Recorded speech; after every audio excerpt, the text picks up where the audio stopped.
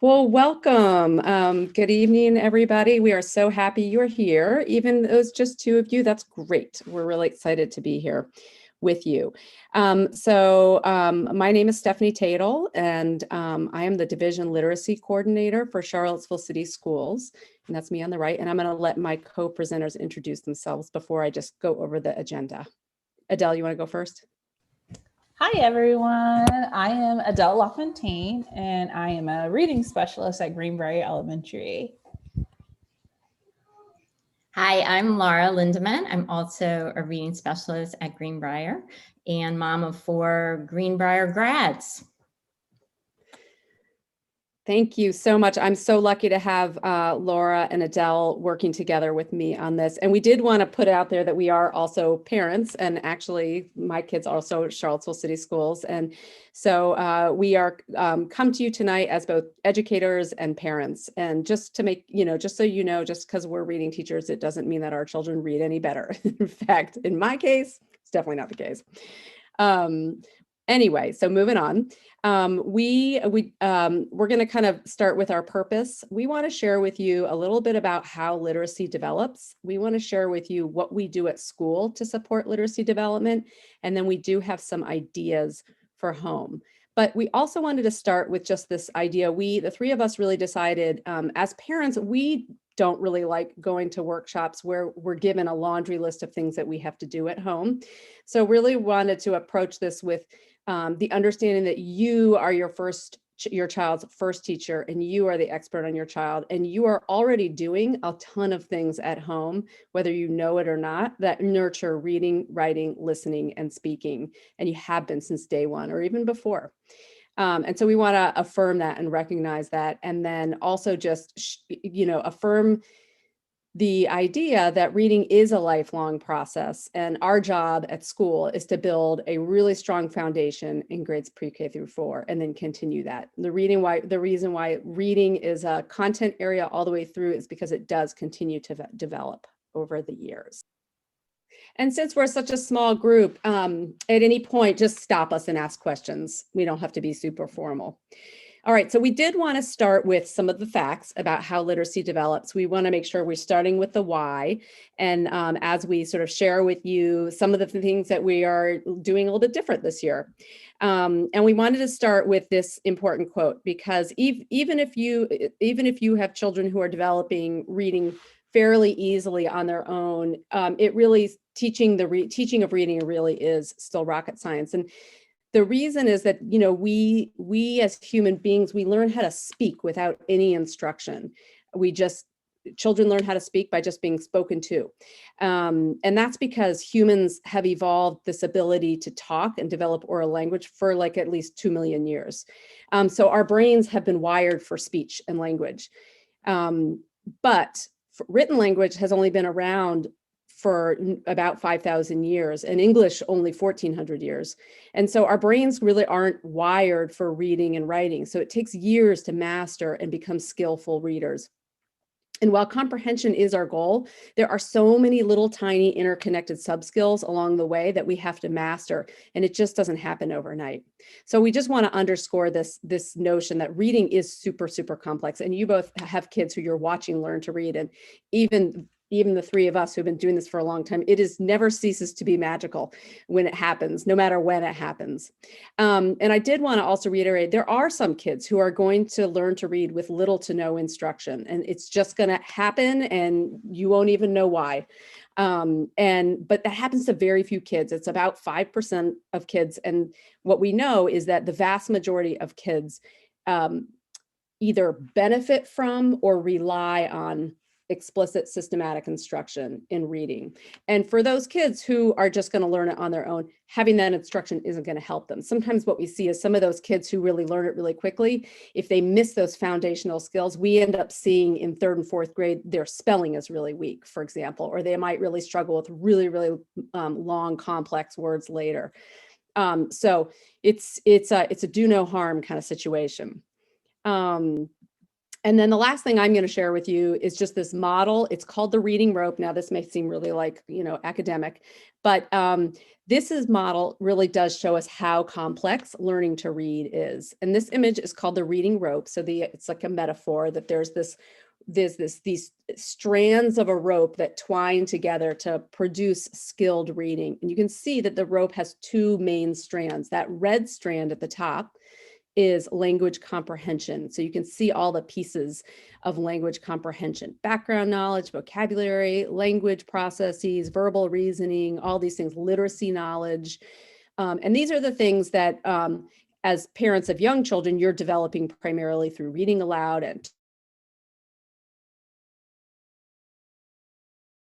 singing and all those things.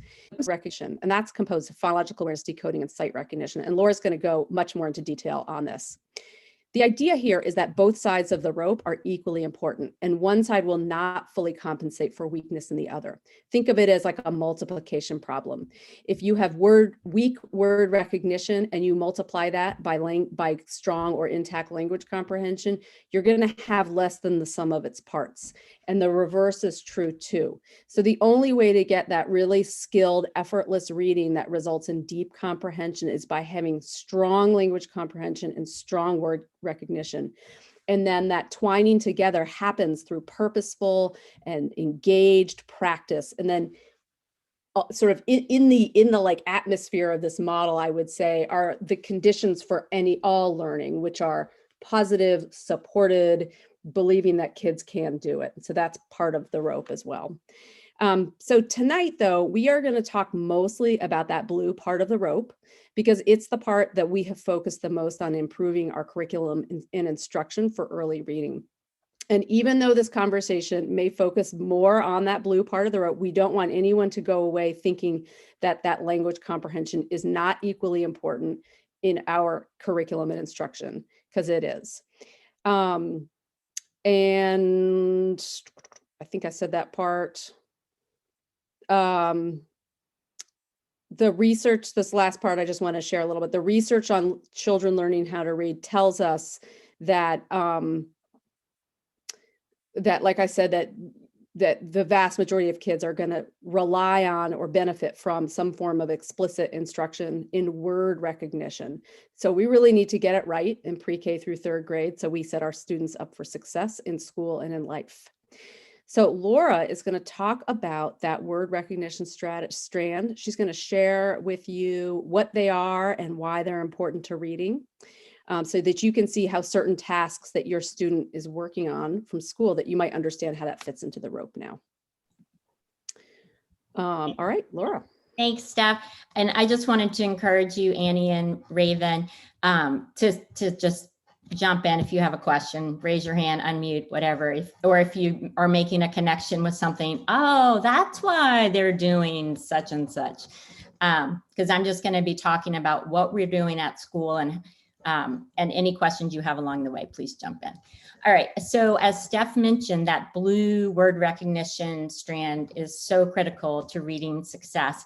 So we have really been examining and evolving our practice under Steph's leadership. I think we've spent a lot of time looking at what we're doing, but also learning more. So Steph's been great about making sure we have lots of learning opportunities as teachers to continue to grow and reflect and become better practitioners. So this year, a huge focus has been on foundation skills, and I'll go through each of those, what those components look like now. So the first is phonological awareness, which I know is a mouthful. And it's basically just an awareness of the sounds of spoken language. And that's, I think the key word is spoken there. It is strictly auditory. It's done orally. And, people say you can do it in the dark. Not that we're going to do it in the dark, but it doesn't involve any print at all. It's just kind of what you might think of as word play or sound play. And we start in pre-K with those larger chunks of language, and then phonological awareness exists on this continuum from larger chunks to smaller and smaller chunks. And in the beginning, it's doing things like rhyming. Hi. So it could be recognizing rhymes or producing rhyming words. Those are, examples in pre-K, K. Moving to syllable awareness, students love to clap the syllables in their names. Blending compound words like fireman, fireman, putting those together. And then as students become more adept at identifying sounds and manipulating the sounds within language, we get down to the phoneme, which is the really key level of phonological awareness. So the phoneme is the smallest individual sound within a word. Excuse me.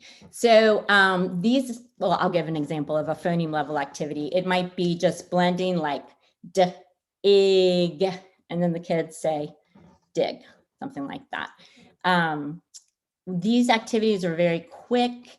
We do them, it might be during the literacy block. We might incorporate some in morning meeting. Teachers kind of sprinkle these in throughout the day. They're very lively and engaging, and often involve movements or motion, sometimes even, manipulatives that the kids might have to represent a sound. But we are really making an effort to teach this explicitly and to follow a scope and sequence that makes sense, to make sure that we're providing kids with enough practice and the right kind of practice. So in pre-K through first grade, we're using a program called Heggerty. So you may have seen some of this during virtual. It provides the foundation for decoding, right? Because when kids are learning to decode words, they're blending sounds together. And when kids are learning to spell words, they are segmenting or taking words apart into individual sounds. So we're providing this practice without the print so that when they then have the print, it's an easier task for them to do. The other thing that we have learned from research is that in order to store words in our permanent memory, it requires very advanced level, phoneme level tasks. So, we used to think, and it seems sort of intuitive, that you look at a word and that's how you learn it, right? But really what happens is we look at every single part of the word. And so that connection between the letters and the sounds are gonna make this stick. All right. Phonics, decoding, and spelling. So you probably know what phonics is, right? Just learning about letters and sound relationships. But it's also the more advanced letter patterns like the ch, the ch pattern, or like long vowel pattern, IGH, or a vowel spelling like ow or ooh. And of course, it also includes prefixes and suffixes like re or un, or the ed suffix, and where kids are starting to learn about meaning and how that connects as well.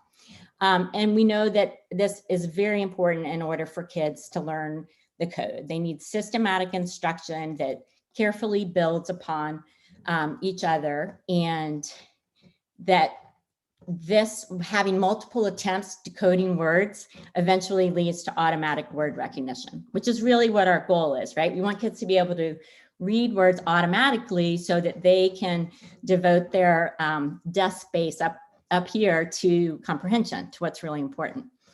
And the reason we're teaching spelling with this is because spelling and decoding strengthen each other. So they go hand in hand, two sides of the same coin. So spelling is going from sound to print, and reading is going from print to sound. And from pre-K through first, they really are developing exactly together. Usually around second grade, reading starts to exceed. It goes at a little bit faster pace than spelling. And just like I'm sure there are words that you all can read that you might not be able to spell. I know I have some like that. That continues through adulthood. Okay, so applying this is also a really important part of this. We don't want to just be practicing all these isolated, letter and sound and word drills. We want to then give kids the opportunity to try it out in connected text. So we've made a shift and are using a lot more decodable text with children, particularly in kindergarten through second grade, to give them those practice opportunities that they need to become automatic recognizing the words. practice with that, both the new target pattern as well as cumulative review of previously taught patterns are critical. And the decodable texts are very carefully structured so that they include the right amount of those and give kids lots of opportunities to practice. All right. Oh, why? Thank you. Wait. No, I said that. I'm sorry. It's weird to not be moving the screens yourself. Sorry. I'll just wait for you to say move the screen, Steph. That's okay. It's fine. You're doing great. It's great. It's great. Decoding strategies. When kids get stuck on a word, we really want them to focus on the print, focus on the text. So we're encouraging them to use strategies that require them to actually look at the words. That is very important because the brain processes every single letter when we read. We don't realize it because it's happening so automatically, but it does. So some example strategies we might use are, if a student doesn't know a word, blend the sounds together. And these are things you can say at home as well, when you're helping your kids. Look for a part if it's a more advanced vowel pattern, it could be try a different sound for the letter or those letters. Break up the syllables if it's a multisyllabic word. So those are all the kinds of strategies we're talking about that really get kids to focus on print. While context is super important for monitoring meaning, we don't want them to think about what makes sense and make a running guess, right? And sometimes, as you know, kids will try to use a picture clue or the context of the sentence to figure out a word. And while we want them to monitor for meaning, we don't want that should happen after decoding. So our first line is to get them to look at the actual words when they're reading. Okay. Text selection. So the kind of books we're using just depend upon the purpose of an instruction. So if we want students to have more practice applying their phonics and decoding skills, then obviously we can use decodable texts. If we're trying to build fluency, it might be rereading some of those texts or engaging in some choice reading, particularly for more advanced readers. And if our purpose is to build background knowledge and vocabulary and rich language, then that's when we primarily in the primary grades, we're doing that through read alouds, whether they're novels like chapter books or sophisticated picture books, poetry, etc. That would be the purpose for that type of text. Can I just add one quick thing, Laura? Yes. I know that as a parent, you might be seeing some of those decodable texts coming home and you might be thinking, gosh, these are sort of boring stories that are about like Nan and Fran as they, have some jam. And, yes, it's not rich literature, but I think what Laura said is really important. We think about the purpose. And so it doesn't mean that our students aren't also getting read to and reading rich literature. That's that other part of the strand. And I think the other thing is it's really good to let kids in on the why. And so like these books, these decodable books or whatever you want to call them, they're helping to train your brain to be a really strong reader. And that's their purpose. Right. We're not spending a lot of time on those books talking about comprehension because that's really not the purpose of it. So we'll do it with more challenging texts. But then as students are learning to read better, the balance kind of shifts to where it's books that we're reading to them as well as books that they're reading that we're focusing on comprehension. All right, so we just wanted to kind of come back full circle. As Steph had mentioned, I was primarily focusing on that word recognition strand, but and most of the language comprehension instruction that we're doing is happening through read alouds, but I also wanted to stress that we're doing it as part of our word work too. So when we're doing phonological awareness, kids may want to know what a certain word means. When they're decoding, that happened to me today. Some kids were decoding the word rim. And so we just sort of spontaneously talked about what a rim was. And I picked up my coffee mug and showed them the rim. And then one of the little girls has some glasses. And I said, ooh, where do you think the rim of your glasses are? And she's like, started tracing her eyes, so we definitely bring meaning in. Another way it comes in are with multiple meaning words. And, bat is one of the first ones that kids get excited about, the bat, the animal, and the baseball bat.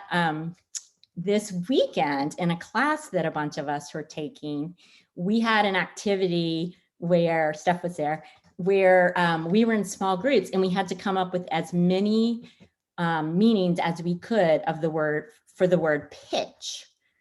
And I could only come up with maybe 2 or 3 myself. But once we got into our group, there were like 8 or 9. It was, the baseball pitch, the pitch in music, like the highness or lowness, right? To pitch in, like to help, pitch of a roof. You guys remember? Can you think of any other pitches, or Steph, do you remember? There were so many. There was the ship pitching back and forth in the waves. Oh, that was the one. That was the one Yeah. I didn't get. Our group did not get that at all. Oh, the pitch, like the field for rugby or cricket. So, kids love this, and it's really important. This is another thing that helps anchor it, the words in their permanent store, of the site vocabulary when they have the meaning attached to it too. So both of those sides of the rope we are working on throughout the day. Even within the word recognition part, we're embedding language work as well. All right. So we definitely want to make sure we say thank you. Like what y'all are doing at home is strengthening literacy skills. And sometimes we don't always see it. We see it as just another activity. So I want to open up with just showing this quick video of this father talking and just kind of like showing you like how literacy starts. So I was wondering, I don't know what they're gonna do next season because they did some stuff this time. Sorry. Exactly what I was thinking. Oh yeah. Right, don't bring that in. You know what I'm saying? Don't do the same stuff. You know what I'm saying? Yeah, I was thinking that. Yeah. Like go somewhere else with that, but don't bring here. You know what I'm saying? Yeah. That's what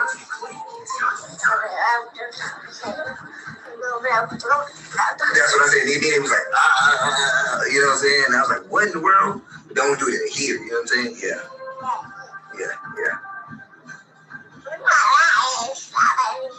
Really? I thought the same thing. We think a lot alike, huh? Oh, that's crazy. Right. So this was just a great way to open up. Like we do this as parents. You talk to your children, you have conversations with your children, and that is so important. That helps strengthen the literacy. So this is just even at the early age, like not even as a second grader or a third grader, but starting, before the kid is 1 or right at the age of 1. So just having those meaningful conversations and including them in, family discussions is so important. Thank you, Steph. All right. So what I wanted to check in with is just go over some things that you're already doing at home and just to like show you that these are great things to help strengthen students' literacy skills, reading, writing, speaking, spelling, and to maybe even give you a couple of new ones, maybe that you haven't thought of or just, something different.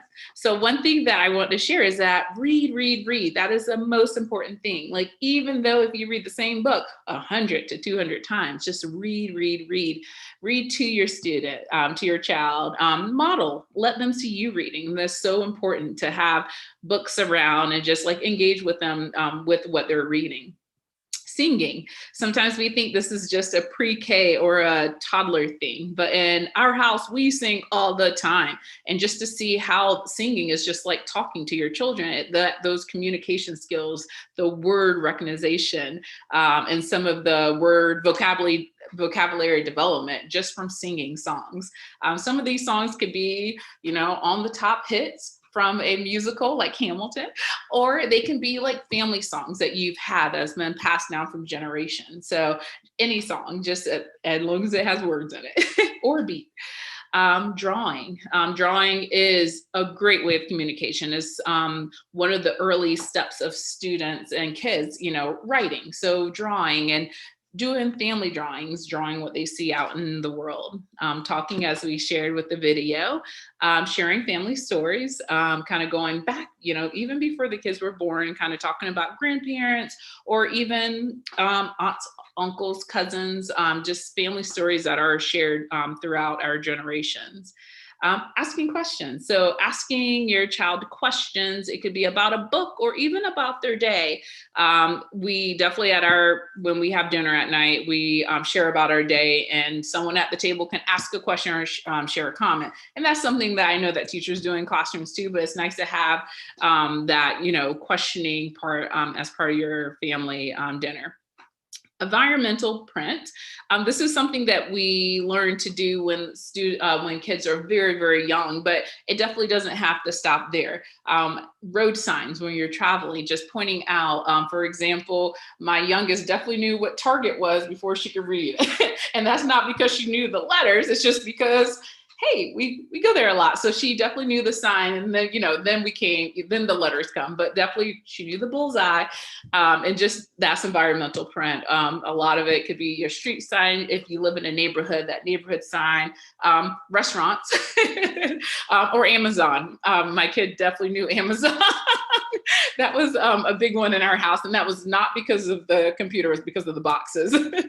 And pointing out, oh, there's an A on that box. I wonder where it's from, and just kind of having fun with that. Next slide, please.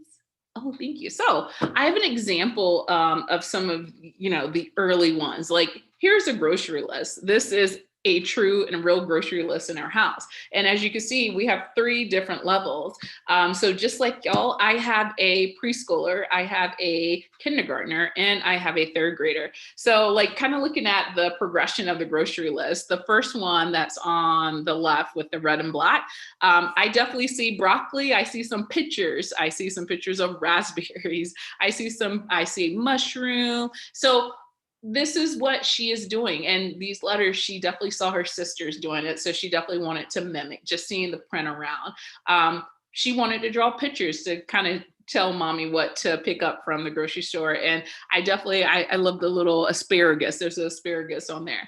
The middle one that has the owls on it, that's our kindergartner. So definitely it's different. We have a lot of letters. We have some sounds. We have definitely sounds coming. She's kind of not into the pictures. She's liking writing those letters. And I definitely, as a teacher, I knew what she was writing.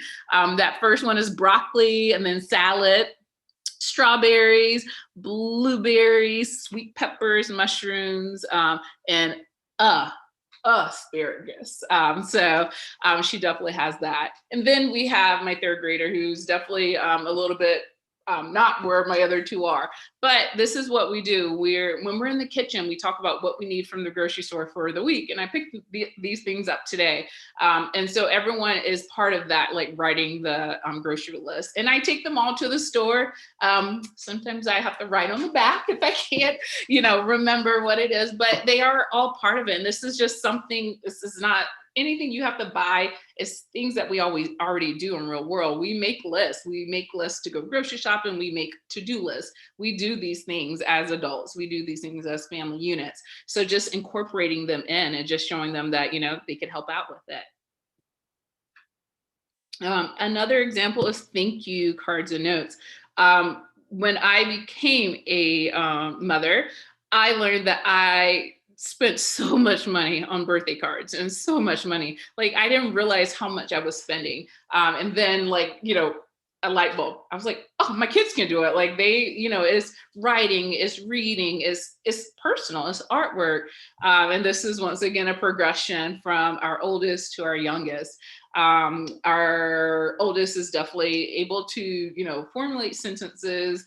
She has a lot of sounds, and she's very detailed. Our kindergarten definitely has, the beginning sounds, some middle sounds, and ending.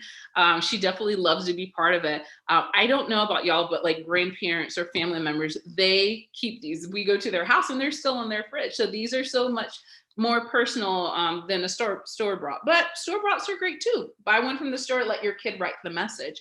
So just incorporating, these are once again, things that if we just think about, you're probably doing this. They sign their name on cards. That is like, that's a progression. We start with a picture. We start with maybe writing the first letter of our name, then signing our whole name, then maybe doing the message. So these are things that I know parents are doing. They just don't always see it as like a literacy building activity.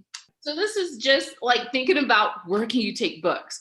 All right, how many hours, like Lori said, have we been in the doctor's office? Like, throw the books in your car or your purse or your bag. It definitely makes the wait go a little bit smoother and shorter. Reading outside, writing outside, reading. And the bottom picture, the bottom left, I am reading. I don't get to read for pleasure as much because I do a lot of academic reading for my profession. So this is me enjoying a book, and my daughter saw that and she wanted to join. Siblings reading to each other. If you have a pet, even if you don't have a pet, a stuffed animal. I know our kids love to write stories to their animals. They like to read. One thing I want to show, Steph, can you, in a second? Yes. So this is very similar. Like when I say, when you read a book like 200 times, kids listen and they follow. And this is just an example of a very childhood favorite book. Go kid, red Mickey and Cheeto looking at me. Cheeto.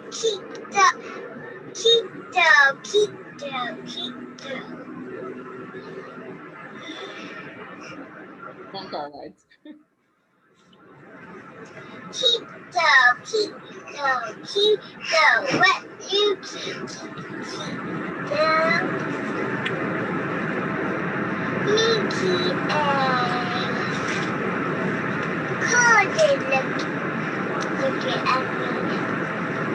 Cody,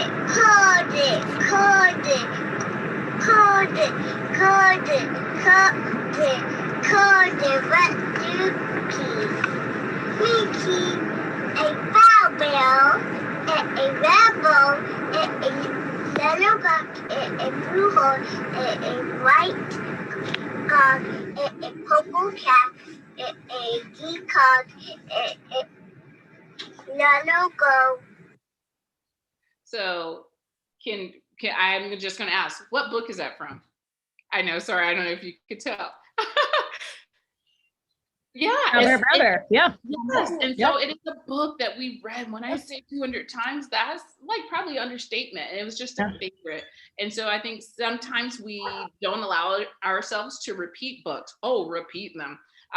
Was she reading the words at that time? No, but she knew the book. She definitely heard the story. She was repeating, what was being said to her and taught.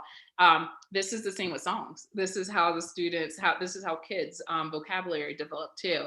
So we just want to say thank you. We know that parents are doing these things, but it doesn't always resonate with them that, oh, wow, we are actually practicing literacy skills. Like while we're doing these everyday, family building activities, you don't need anything fancy or high tech. Book, paper, like scrap paper, and I don't know about y'all. I have scrap paper and markers. I keep them in my car just for traffic, or if we're, we see a sign, or we see a restaurant we want to try, write it down, just thinking of ways to continue to do that. And just know that, like we said, you are your child's first teacher, and you have helped lay those building blocks to help them become strong literacy students.